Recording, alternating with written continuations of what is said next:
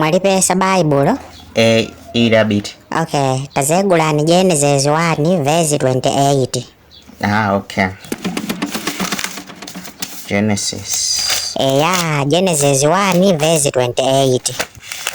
Kodi pa Genesis alafuta Mateyu Inato kwa maseko lena nyomba muno ndizabula ngosi ngati nsimayo okupya ntima bwanji. Kodi nusibambo yona kala bwanji we sono kai wale kuti Genesis alipatipo sono. Abiti sitina mwetu ti tuchicheleni. Ndendili ndi njala munthu akakhala ndi njala amatha kuyiwala kubalalika simo zimezo sizingakuchitikireni olwenuyo. Aya uzilu meza Genesis ndi buku loyambilira m'Bible.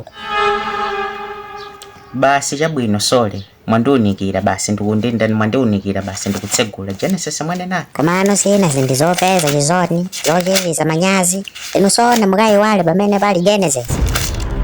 Basi ndaipeza vesi. Komano ndinonsibambo obuza zimungayi wale simene. Abiti ndaipeza vesi yote ntipangeni zimene mukunenazo ndikamweti. Basi ndiwerenge Genesis 1 verse 28. Yes.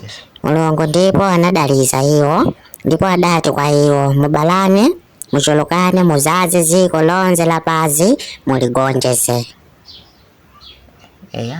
Ndeno bwanji mwawerengelanje vesi imenezo gwirizana cha mwamfanoka mavezi aja kuti mulungu tipchulukane pasiko liligonjeze ndesano zomagona 7 o'clock PM sija mukuona kuti liligonjeza ziko li ndavuza yangani nsibambo nkulukulu mukumakala mwagona by 7 o'clock nyumba muno ndendo ukuvuzani vonzo kuti simene somukuona kuti siko liligonjeza chifukwa ndawo itu yote tintakupanga tusonena kuti ziko tiligonjeze ndi usiku nde by 7 o'clock mumakala kuti mwagona kodi chimakala kupepela kapena kupuza ndiyankhulene tobwino ndina amuna anu ati kumapeto kwa zonse muzende patsa ulemu ndangovunza ndendo kuti mundiyankhule bwino ndina amuna anu mandipatsa ulemu zinetu ndi Bible ilili ni mawere ngali akuti ligonjeze ziko koma ino by 7 o'clock umakala mwagona zikupanga zozembana ndi ambuya kumeneko ambuya akuti tikuti tichulukane ngati mchenga inu mukumagona by 7 o'clock nde musidabo mukamakala kuti